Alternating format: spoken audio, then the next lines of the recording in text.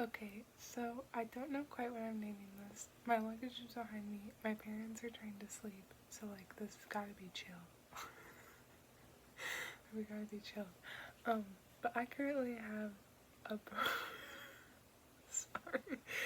I currently have a problem, and the reason I'm laughing about this problem is because it's just so stupid. But like I don't see it anywhere online, so I kind of wanted to talk about it for like all of my bi people who are like who like both.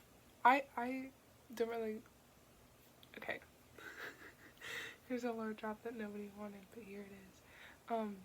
I don't really care like what gender you are or like what you identify as long as like you're nice, you know, and like considerate and like appreciate animals and like anyway. But I don't really like using the term pansexual, so I call myself bi. Anyway, that's a long explanation that nobody needed, and this is probably going to be deemed as political now because I'm talking about sexuality. Anyway, please bear with me. Okay, so I have the current book I'm reading right now, which is Killer Clown. I hated the cover. The cover was so ugly, so it's just this black one. But it's by Terry Sullivan with Peter T. Macon. I didn't look up either of their names before I started filming. But this is just to show you that I'm an intellectual and that I can read other things, even though like you've totally seen on my channel that I do like reading other things. This is just so like I'm not a total romance girly. But I am. I have 3 shelves of romance and literally like a tiny section of horror because I'm a huge romance girly. Anyway, here's the point of this video and why I need to rant. Okay, you're gonna flame me, but it's fine. I have reasons. So, I graduated college recently. I'm not gonna tell you where because it like pinpoints my location. Anyway, I was having like finals week at school, and I picked up the second book in the series because I really liked the first one. But this is my favorite book of all time, just because like it hit me at such like a time when I needed it, and it's Hunting Adeline, which yes, it is the sequel to Haunting Adeline, which I also have, but it's behind the camera, so I can't grab that right now. But it just hit me at such a time where like I needed like just brain rot. Because finals week was kind of like crazy to me. So yes, I did actually enjoy this book. It was good. It's probably my favorite of all time. But here's where we get into the problem.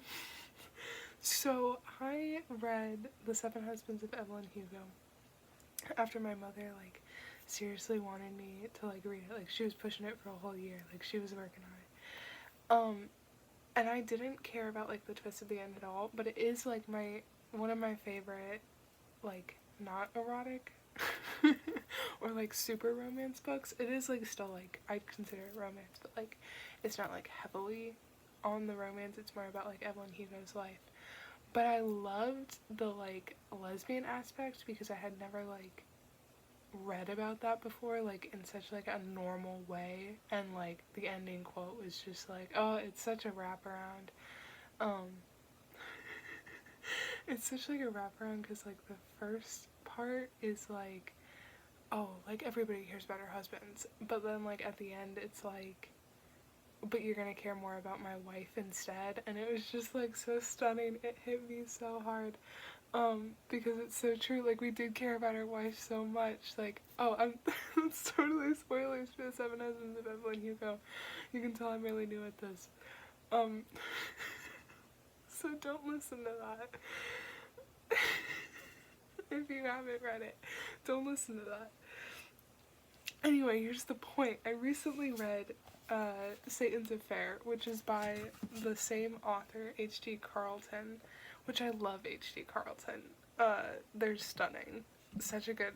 I love their books. I hated this one. I didn't hate it. It was a 3 out of 5. It wasn't that bad. But it's just, I didn't care about it at all. Maybe it was 144 pages and that's why. But, like, all of the, like, romance in it, I guess, was just like really boring, and like I feel like Sibby deserved more Anyway, that's not the point. The point was, I hated the romance scenes in this book because I think that they're straight. And this is something that bi people don't talk a lot about. Is I'm currently in, like, at least for me, like, my bisexuality, it flips from, like, masculine to feminine, like, presenting people a lot.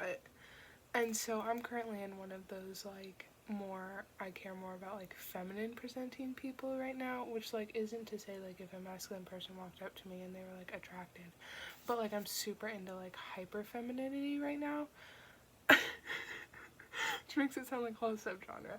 I really hope that that makes sense to, like, bi people in the comments where they're like, oh my god, I totally, or, like, maybe I'm just crazy, maybe that's just me, but I hated it because it was with a man.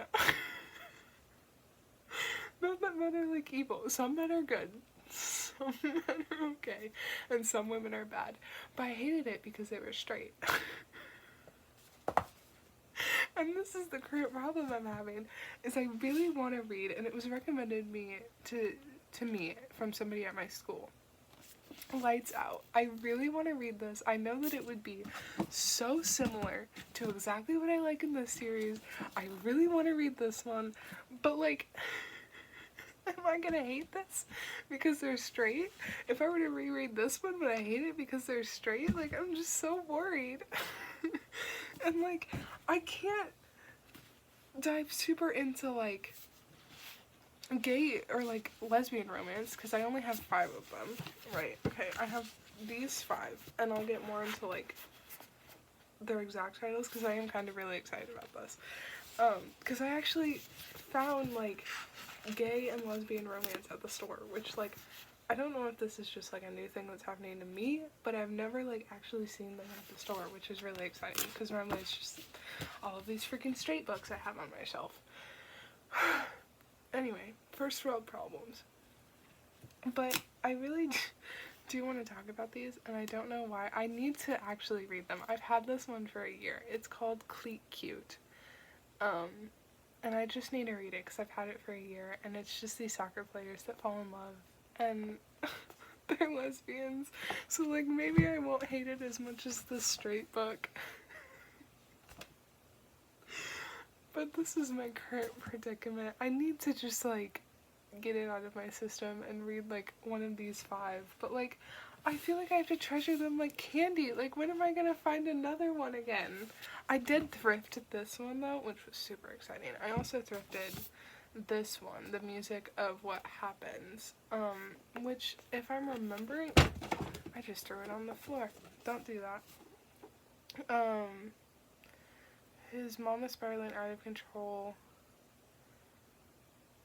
Yeah, it's like, I want to say they find each other on a farm, but I feel like that's not true at all. He's got a rickety old food truck.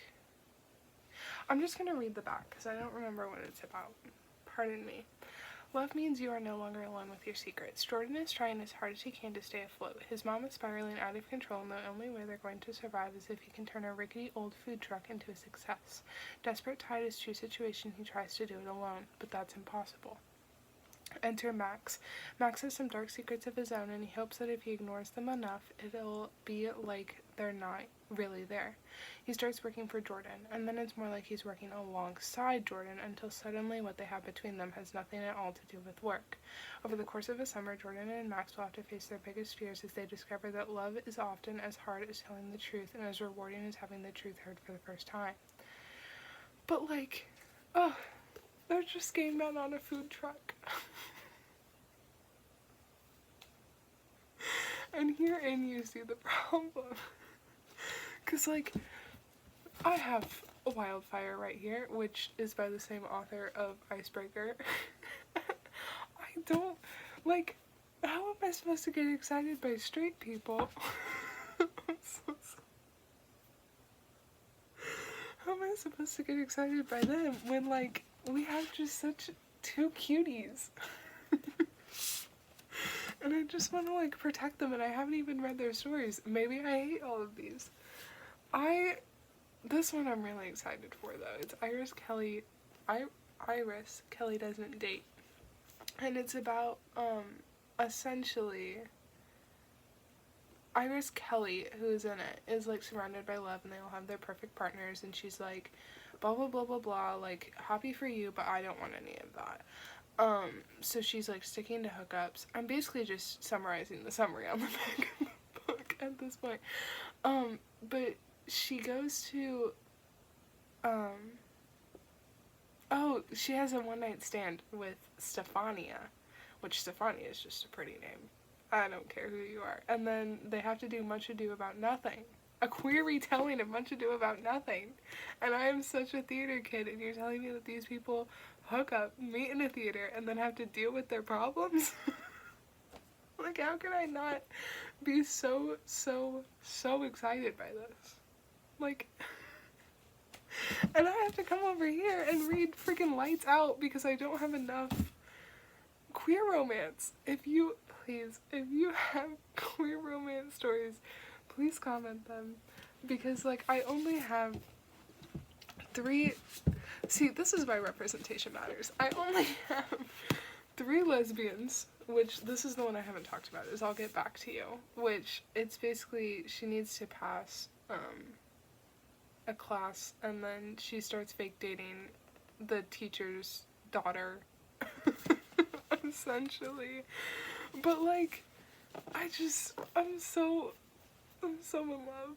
I'm so in love. And I think this one is also flirty dancing, which is what it's called. Which, like, dirty dancing, flirty dancing, come on, you know me. It's gonna, like, be bad.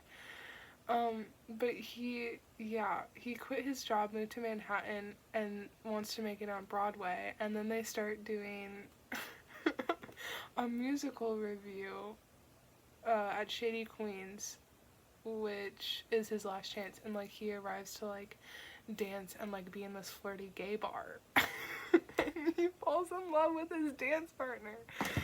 And you're telling me that, like, I had to suffer through this when I could have had this? I need to go to bed. Today's been a long day. It's been really emotional. No, I don't want to talk about it. But yeah, that's where we are. Where I have so much straight romance on my shelf. And I don't want to read any of it. And I don't have enough queer romance. So please, if you know any queer romance, this is me on my hands and knees. Please, please send it my way. Your girl needs it. Anyway, I'm going to bed. Good night.